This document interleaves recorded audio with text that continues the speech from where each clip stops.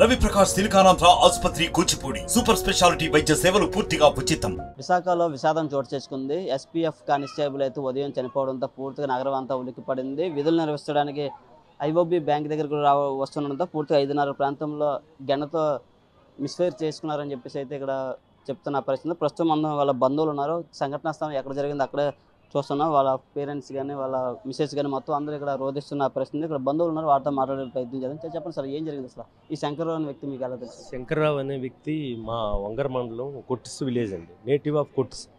రిజర్వాయర్లో పూర్తిగా భూములు ఇల్లుపోయాయి. లక్కీగా తనకు జాబ్ వచ్చింది పోలీస్ కానిస్టేబుల్గా. పోలీస్ కానిస్టేబుల్ ఇక్కడ ద్వారకా నగర్ పోలీస్ కానిస్టేబుల్ చేస్తూ ఇక్కడ ఐఓబి బ్యాంకులో సెక్యూరిటీగా చేస్తున్నాడు. సెక్యూరిటీగా ఐఓబి మంచి నిజాయితీ పరుడు అండి.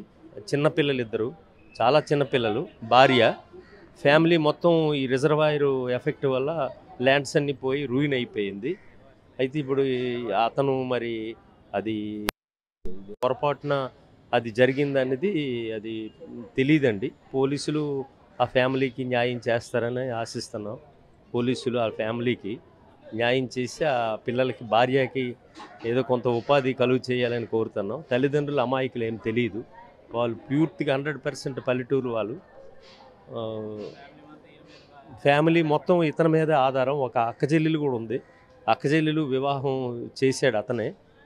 కొంతవరకు ఏదో కొంత అతనికి ఆర్థికపరమైన ఇబ్బందులు ఉన్నాయా లేకపోతే ఏంటి? ఆ భార్యతో అయితే మాత్రం ఏ విధమైన గొడవలు లేవు. ఆర్థికపరమైన ఇబ్బందుల వల్ల మానసికంగా మరి అది మిస్ప్రే అయిందా లేదంటే ఇది తెలియటం లేదు. మిస్ప్రే అయిందా లేదా అతనే ఆ పని చేసుకున్నాడా అమితద్దంగా ఉంది. క్లియర్గా చెప్పలేకపోతున్నాం. అది చెప్పండి, ఎలా ఉండేవాడు మీ అబ్బాయి? బాగా ఎక్కడే మాకు ఎక్కడే ఉన్నాడు, బాగానే ఉన్నాడు. మేము అక్కడ ఎక్కడ వెళ్తాం.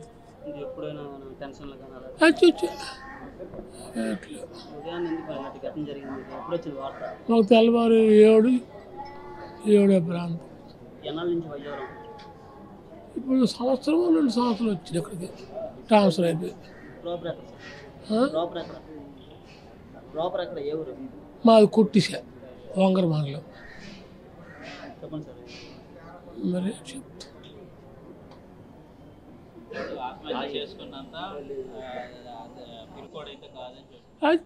ఆత్మ మనిషి వాడు ధైర్యవంతుడే.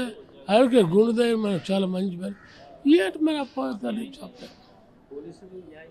పోలీసులు న్యాయం చేస్తాం. ఏం చెప్తామమ్మా? పిల్లలు, చిన్న పిల్లలు, భార్య. మాకు ఉద్దుకాలం అయిపోయిందా? మరి ఏం చేస్తారు అందరూ? ఏం చెప్తాం? నీకు తెలిసింది, మాకు మరి ఇంకేం తెలియదు. చెప్పు.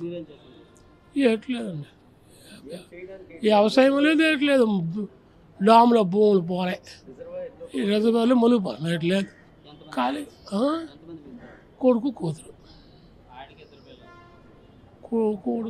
కొడుకు కూతురు, నాకు ఒక కొడుకు కూతురు. ఉద్యోగం ఆధారపడుతుంది. వీళ్ళకి అయిపోయింది. ఏం చేస్తుంది?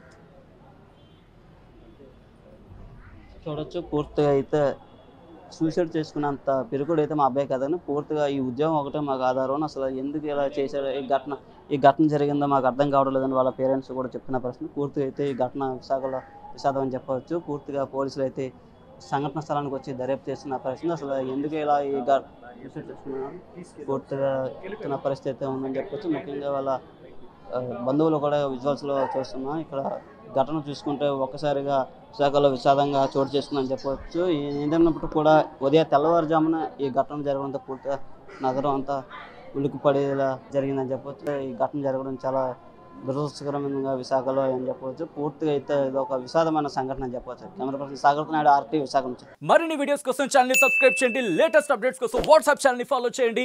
అండ్ లింక్ డిస్క్రిప్షన్ లో ఉంది.